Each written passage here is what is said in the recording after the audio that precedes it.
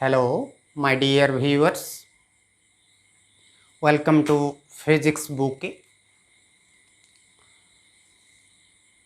हम last videos में ये इलास्टिसिटी का twisting torque on a cylinder, bending moment, then we have discussed relations of between elastic constants. These things we have discussed. Today we'll discuss flexural rigidity and a single cantilever. पहले flexural rigidity ये क्या है?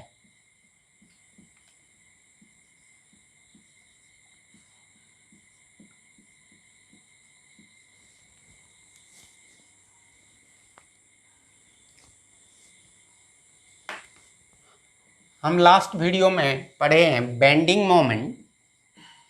ये जो bending moment last video में जो हम derive किए थे, we had obtained it as yIg by r, where y is the Young's modulus of elasticity, Ig is geometrical moment of inertia, and r is radius of curvature of the section of the beam.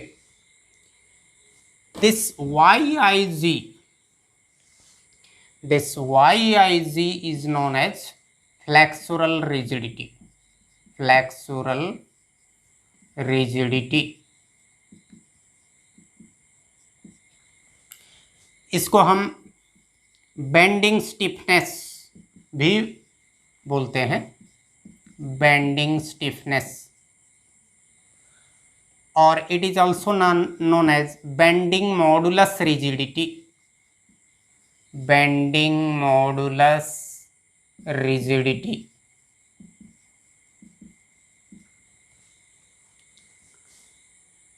और इसका unit है newton into kg. ऐसा unit है.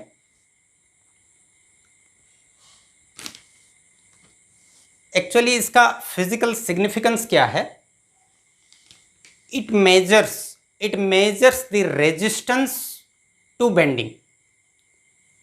Suppose there is a beam, how much it resists towards bending, that is measured by this flexural rigidity. That means it is a criterion for the measurement of deformability. Measurement of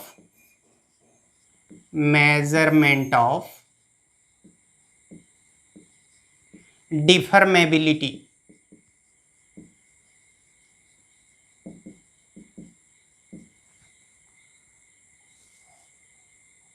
So we can define flexural rigidity as the resistance towards bending, or resistance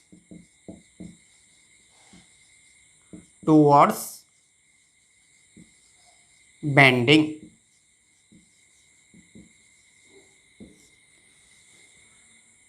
This is about flexural rigidity.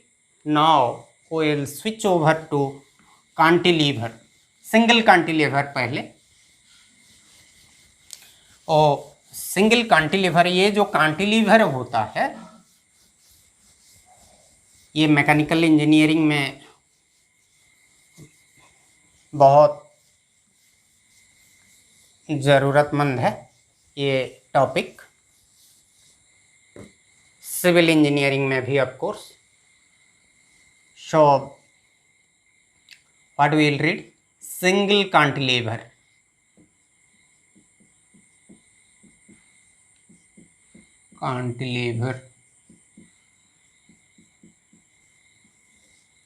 Actually cantilever क्या होता है? Single कांटिलीवर क्या होता है? हम एक beam लेते हैं, इसको हॉरिजॉन्टली फिक्स कर लेते हैं. This is a beam. and its one end is fixed and other end is loaded. The free end is loaded and one end is fixed, rigidly fixed. Such a horizontal beam whose one end is fixed and the other end is loaded is called a cantilever. Our purpose is to measure depression of the beam. Measure depression of the free end. जब हम कुछ load दे देते हैं beam का free and में, वो थोड़ा झुक जाता है, मतलब डिफ्लेक्ट हो जाता है, उसका ओरिजिनल पोजीशन से डिफ्लेक्ट होता है, थोड़ा डिप्रेस हो जाता है। वो डिप्रेशन हमको मेजर करना है। Let us draw a simple diagram. Suppose this is neutral axis of a beam, neutral axis only taken, beam is not taken. In the diagram, AB represents what? Neutral axis. Neutral axis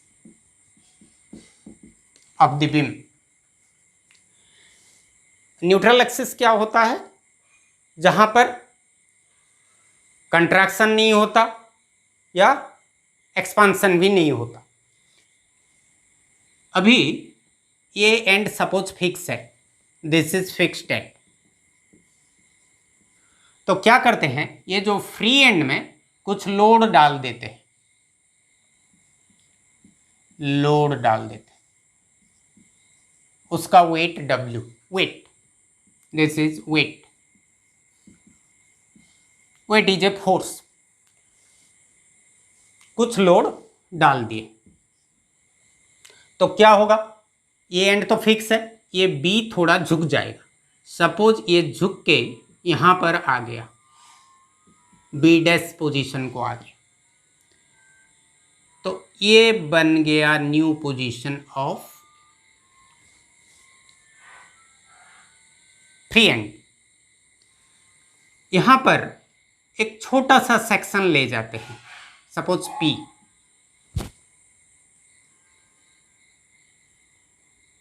ये जो section P है, suppose ये free and से ये x distance में है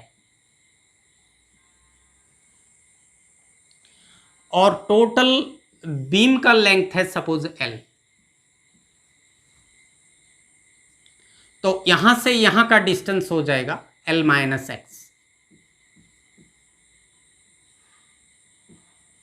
मतलब ये जो PB' almost L minus x के साथ समान है और AP ऑलमोस्ट x के साथ समान है।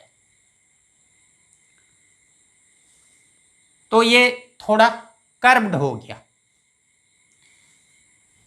अभी वेट है W और PB' is almost equal to L minus x. Then what will be the bending moment? Bending moment. That means moment of the couple क्या होगा? Force into PB'. Force is weight. Weight into this distance PB'. We have considered this section P. For this section P, bending moment is this much. But what is PB'? W, and this is L minus x. But in the previous video, we have discussed this bending moment is given by YIG by R.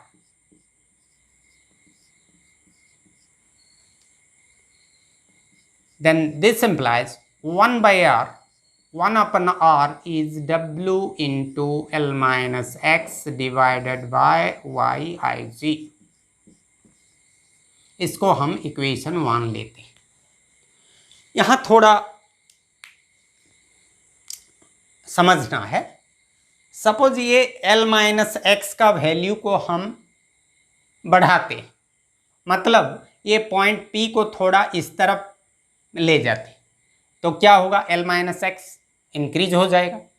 L minus x increase होगा तो ये total W into L minus x by Y I G बढ़ जाएगा। तो जब हम B dash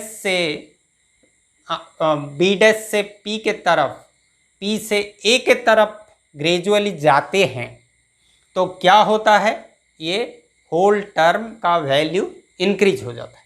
तो 1/r भी इंक्रीज हो जाएगा, ये इंक्रीज होगा तो 1/r इंक्रीज होगा, तो 1/r इंक्रीज होगा मतलब r का वैल्यू क्या होगा, डिक्रीज हो जाएगा। तो रेडियस ऑफ कर्वेचर डिक्रीज हो जाएगा।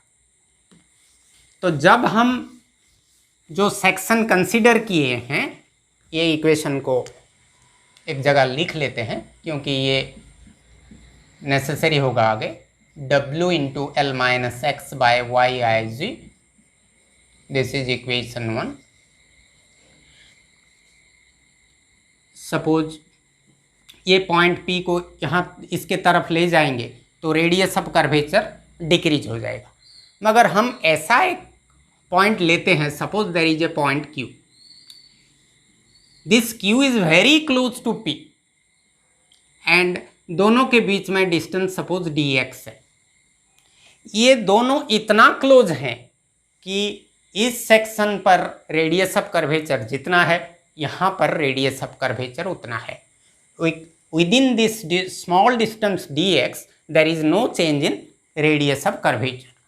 So within dx there is no change in radius of curvature. Suppose this point is O, so this is R.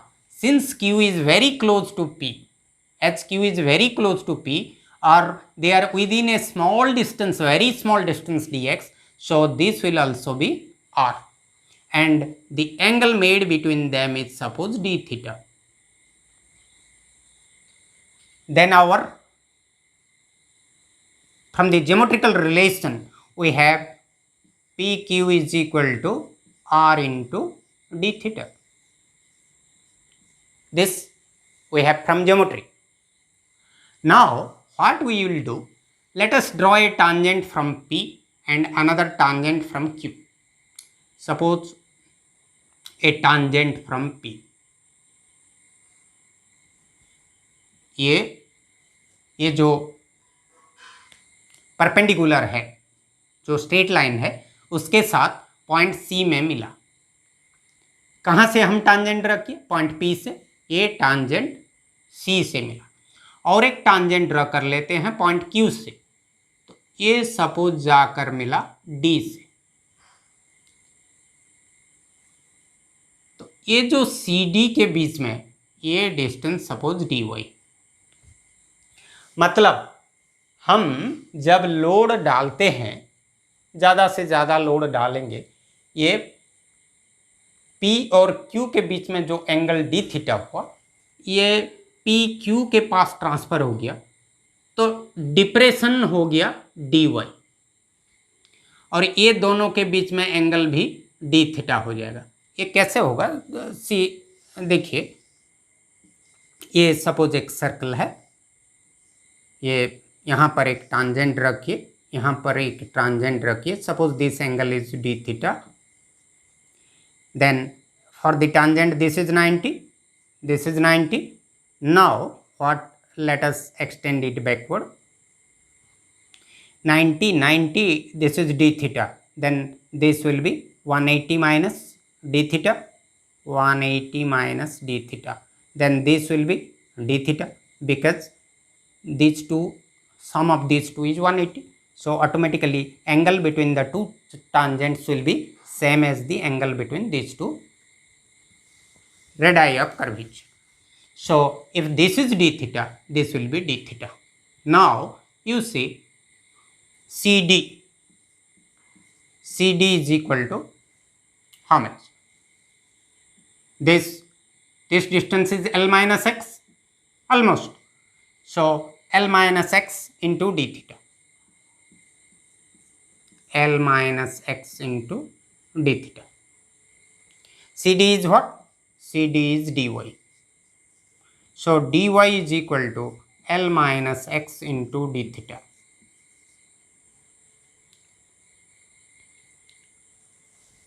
This is dy. This is, suppose this is equation number 2, and we have obtained PQ. PQ is what? This PQ is dx. So our dx is equal to r d theta. इसको equation 2 बना लेते हैं, इसको 3 मानते हैं. Now from equation 2 we have r is equal to dx by d theta. r is dx by d theta. तो r के जगह इसको, ये जो r का वैल्यू यहाँ से r is equal to dx by d theta, ये जो r मिला इसमें सब्स्टिट्यूट कर लेते हैं. तो क्या मिलेगा? हमको मिलेगा जस्ट हमको क्या मिलेगा? तो जब ये r का वैल्यू को हम यहाँ सब्स्टिट्यूट कर देंगे तो हमको मिल जाएगा 1 by D X by D theta. मतलब ये बन जाएगा D theta by D X. So D theta by D X is equal to W into L minus X divided by Y I G. अभी क्या करते हैं, इक्वेशन 3 को आते हैं. इक्वेशन 3 में हमको डी थीटा क्या मिलेगा? D theta will be equal to D Y by L minus X. तो ये डी थीटा के जगह D Y by L minus X use कर लेते हैं. तो क्या होगा?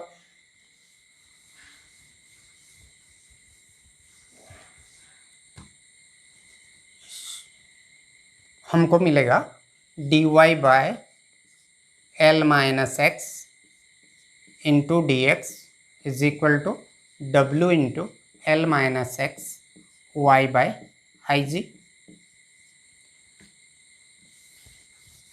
अभी ये L minus X D X को यहाँ पर ले जाते हैं तो हमको मिल जाएगा D Y is equal to W into L minus X whole square D X divided by Y I ji.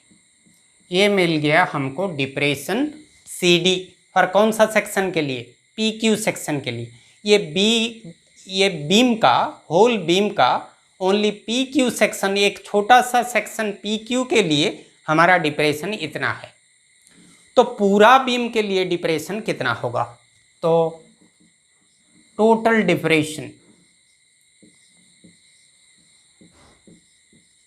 Depression निकालने के लिए हमको क्या करना पड़ेगा?